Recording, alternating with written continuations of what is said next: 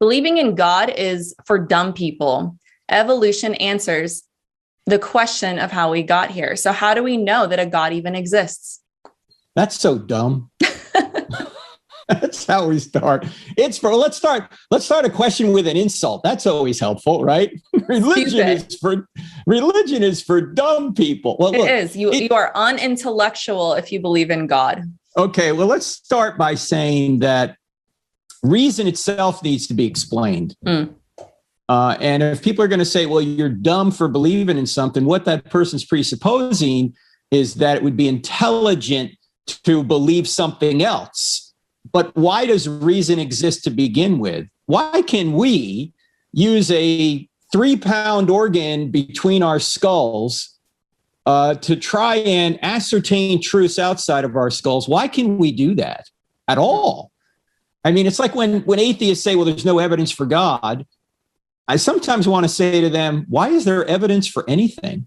I mean, why can we ascertain truths about the real world and draw conclusions about them? And the answer is, in my view, is because our mind is made in the image of the great mind. And there are these immaterial laws out there called the laws of logic that are grounded in God's nature that allow us to ascertain truths about the real world.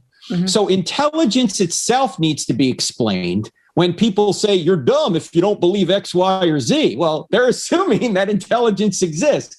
But let me even back out further than that, Melissa, and say this. When people ask me, how do you know that God exists? My answer is because God explains effects that we can all see around us. In other words, we're reasoning from effect to cause. And this is what scientists do. When they have an effect, they're trying to figure out what caused it.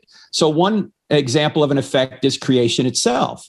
We know that the universe had a beginning. That's the effect. So we're trying to reason back to a cause.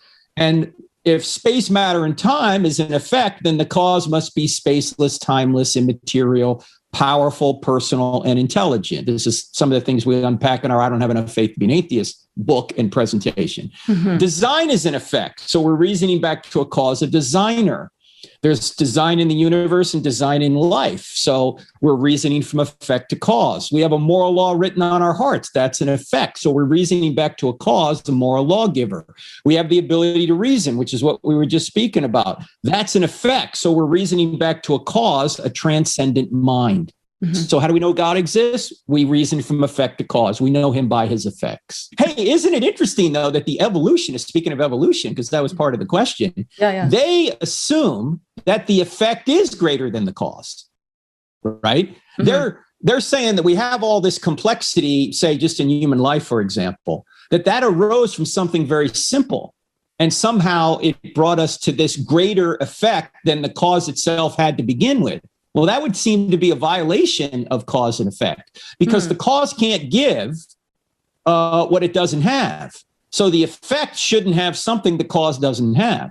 And yet they're saying, no, we're an effect and it's greater than the cause that created us. These natural laws or whatever. So they're actually violating what is one of the principal elements of the law of causality, that the effect can't be greater than the cause.